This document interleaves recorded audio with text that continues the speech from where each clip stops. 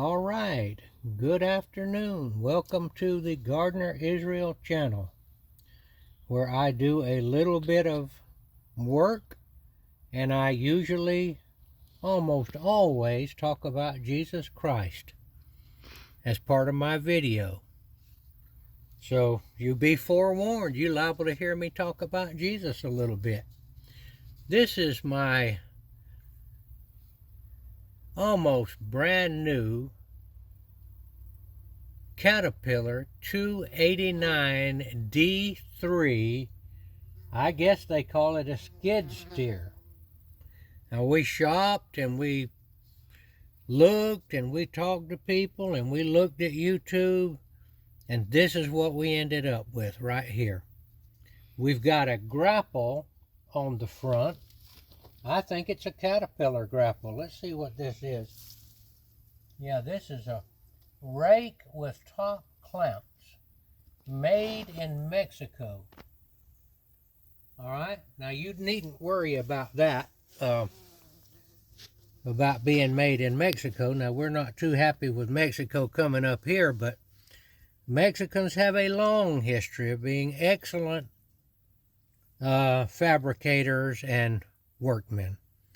They were making things in Mexico before the United States ever was a country.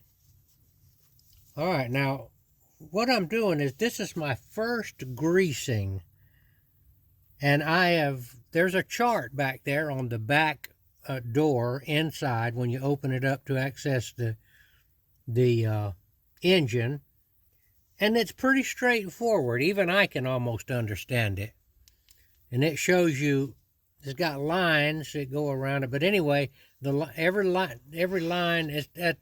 Forget all that. I can't explain that in words, but I can understand it. Now, what I wanted to show you was this. I have some other equipment. I have a Kubota, what do you call them? Track hoe. Yeah. And I have other equipment, and we try to take good care of it. But I've got a little trick here. I don't know, maybe everybody in the tool world knows about this, but it's something I came up with to keep, that right there is water. Okay, it's very foggy this morning. It was. We're in the afternoon now.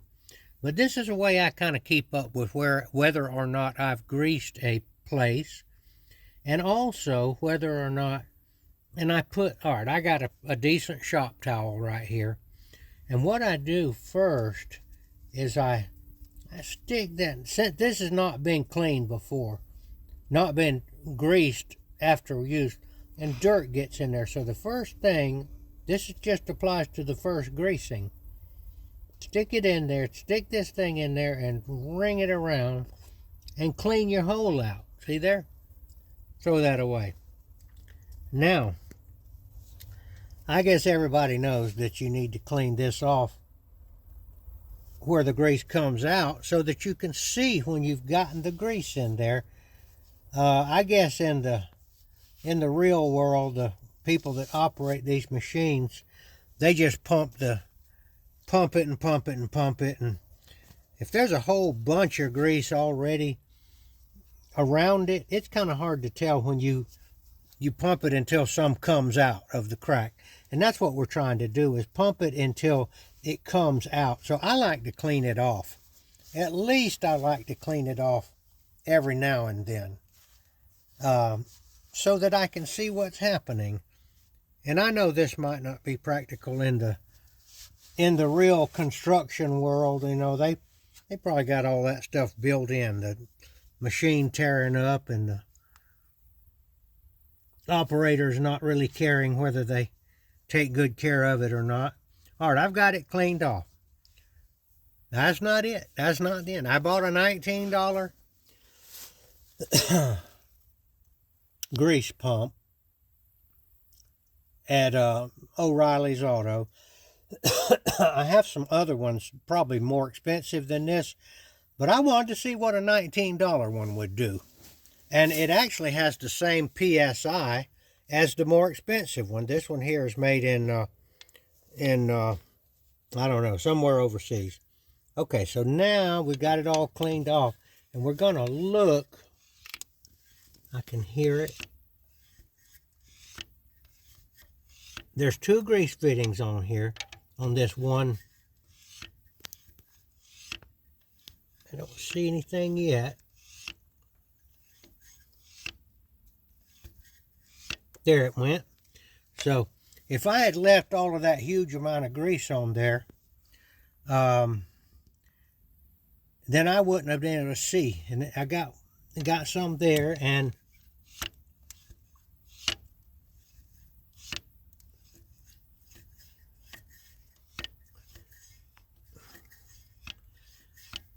my grease gun is out. Okay, I'm satisfied I got enough in there. It came out of one side. All right, now, this is my little trick. Now, when you're running this thing through the dirt and the woods and all, dirt gets all up in those holes. And I like to clean them out. I just don't like to just stick my grease gun up there on the dirty place. So this is what I like to do. I like to stuff a clean wad of shop towel in there. Kind of make sure it goes in there. Get one on the other one. These are deep holes on this Caterpillar. They're deep because this machine is meant to take a lot of abuse. And if you didn't have these deep holes, then it's possible something, as you're going around clearing land and all that, will get in there and tear that grease nipple off. So now what I have here is, and I've been doing this on my excavator for about a year now, and I have yet to have one of these come out. Now, next time, and see, I can go around, and if I see one that doesn't have one of these, that means I missed it, and I can put one in there. Next time I get ready to grease it, which is 8 or 10 hours, I will take that out. And by that time, I noticed that, grease will soak into it, and it'll be but it'll stay in there.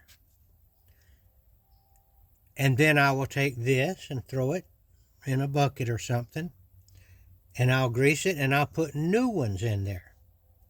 And you can tell the new ones from the old ones, especially if you pull it out. Now that's my little trick right there of trying to really keep up with where I've greased and keeping the dirt out of these holes and all. And I tell you what my grandfather told me one time. He gave me a lot of good advice. He gave me good business advice. And he also set a good example for me. He was an honest man. As human beings go, he wasn't perfect by any means.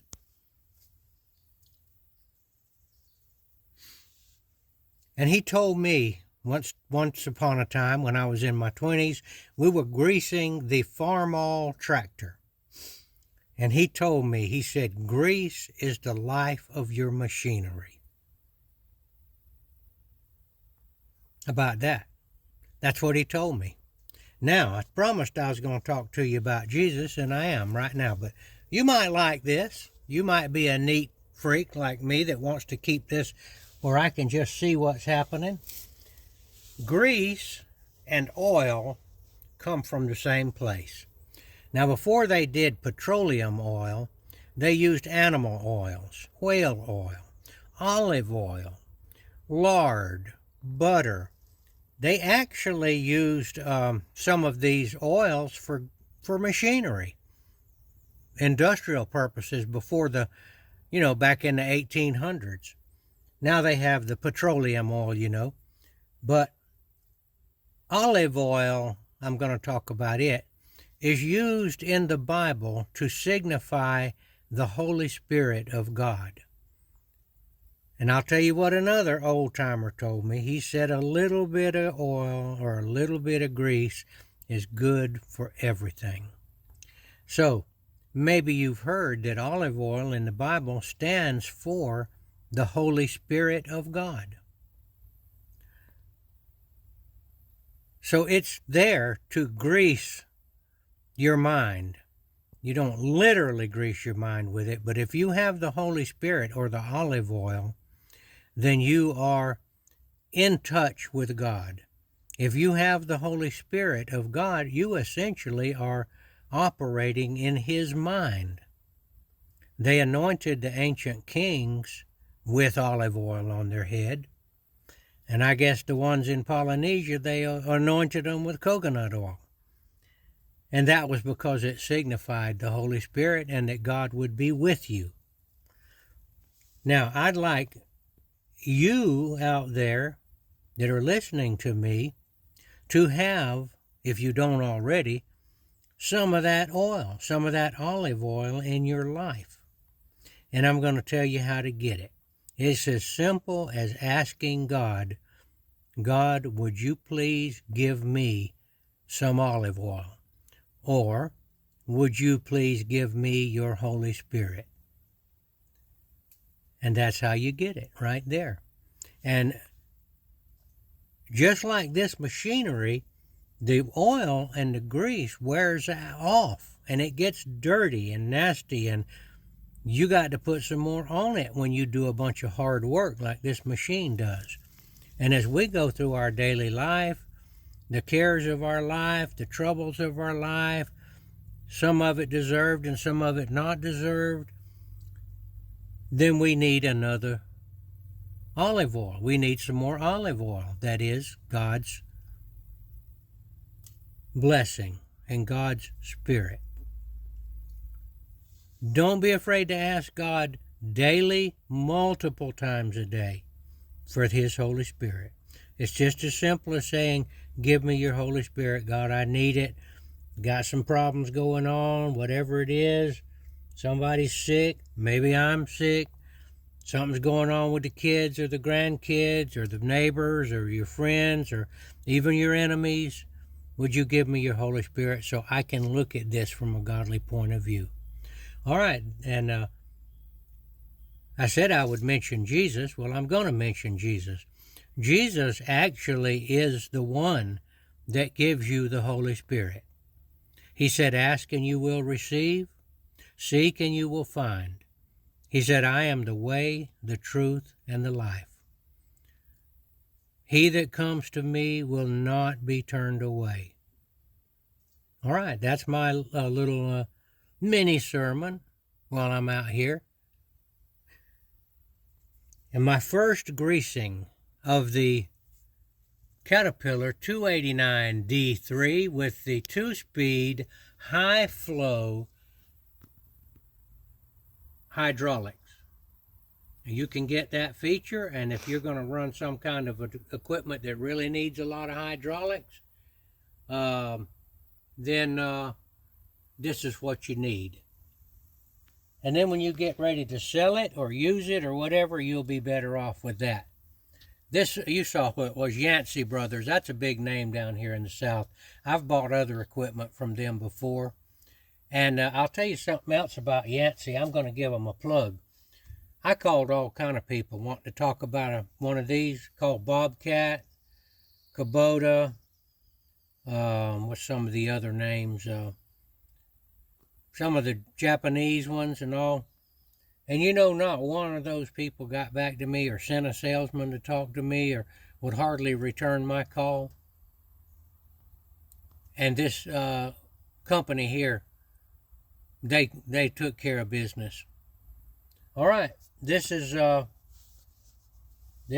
end of my video. I thank you for watching, and I hope this little tip of using the paper towels will help you keep your machine neat and keep these holes plugged up. Where, and you also find out, you know, that I need to keep them clean and see. And you come across one that doesn't have one of these, unless it's fallen out, you've missed that greasing. All right, this is Gardener Israel. Thank you for watching. signing off.